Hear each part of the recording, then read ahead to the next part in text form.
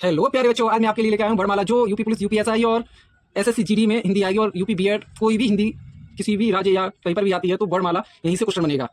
आपको कोई बुक खरीदने की जरूरत नहीं है क्योंकि मेरी जिम्मेदारी है हिंदी में आपको फुल में फुल मार्क दिलाने की। तो हम आज पढ़ेंगे वर्णमाला। वर्णमाला में वर्ड जिसके टुकड़े या खंड न किए जा सके उसे हम क्या कहते हैं? वर्ड। अक्षर किसे कहते हैं? जिसे कम या नष्ट न किया जा सके। ध्वनि क्या होती है? प्रत्येक वर्ड से निकलने वाली आवाज को ही हम ध्वनि कहते हैं। वर्ड भाषा की लिखित, सूक्ष्म और लघु और सबसे छोटी निम्नतम इकाई को ही हम वर्ड कहते हैं। अक्षर भाषा की मौखिक और सूक्ष्मतम इकाई होती है।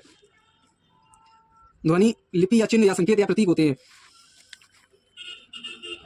वर्णों के व्यवस्थित समूह या क्रमबद्ध समूह को वर्णमाला कहते हैं। भाषा की सबसे छोटी या सूक्ष्मतम इकाई, या तो प्रश्न में आपको छोटी इकाई या सूक्ष्मतम इकाई या लघु या निम्नतम इकाई यदि दी जाती है तो आप ध्वनि लगाएंगे, और ध्वनि यदि नहीं आया ऑप्शन में तो वर्ड लगाएंगे। यदि वर्ड भी ऑप्शन में नहीं दिया है तो आप अच्छा लगाएंगे। ठीक है। भाषा की वृहत्तम या बड़ी इकाई किसे कहते हैं? तो भाषा की वृहत्तम एवं बड़ी इकाई वाक्य को कहते हैं। भाषा की सार्थक इकाई, सार्थक लघुत्तम इकाई क्या है? वो आपकी शब्द है। भाषा की इकाई का अवरोही क्रम आप यहाँ से स्टार्ट करेंगे आरोही क्रम में, और अवरोही क्रम पीछे से होगा, आपका आरोही क्रम आगे से होगा। ठीक है। तो ध्वनि, वर्ड, अक्षर, अक्षर के बाद आपका आएगा लिपि चिन्ह। लिपि आप किसे कह सकते हैं? प्रत्येक वर्ड के लिखने का तरीका दूसरे वर्ड से भिन्न होता है, जिसको हम लिखकर प्रदर्शित करते हैं उसे ही हम लिपि कहते हैं। लिपि के बाद आपका शब्दांश आएगा, शब्दांश के बाद शब्द आएगा, शब्द के बाद पद आएगा, और पद के बाद पदबंध आएगा। पदबंध के बाद आपका पदबंध को या वाक्य कहते हैं, वाक्यांश कहते हैं, और वाक्यांश के बाद आपका वाक्य आएगा, वाक्य के बाद अनुच्छेद आएगा, अनुच्छेद के बाद अध्याय आएगा, अध्याय का पुस्तक या ग्रंथ और या काव्य, और इसके बाद आपका आएगा महाकाव्य।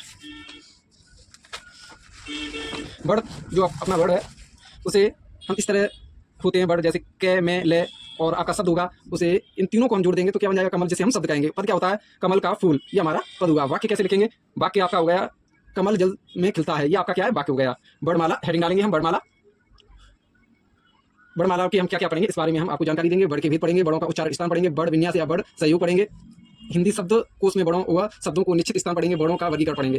वर्गीकरण कैसे दो होगा, और उसका अव्यांतर प्रत्यय के आधार पर, और दूसरा हम बाह्य प्रत्यय के आधार पर पढ़ेंगे। वर्णों के भेद 2 या 3 होते हैं। यदि ऑप्शन में 3 आएगा तो 3 लगाएंगे, और 2 है तो 2 लगाएंगे। यदि ऑप्शन में दोनों आते हैं तो हम 3 को ही टिक करेंगे। तो वर्णों के कितने भेद होते हैं? 3 होते हैं, स्वर, व्यंजन और अयोभा वर्ड।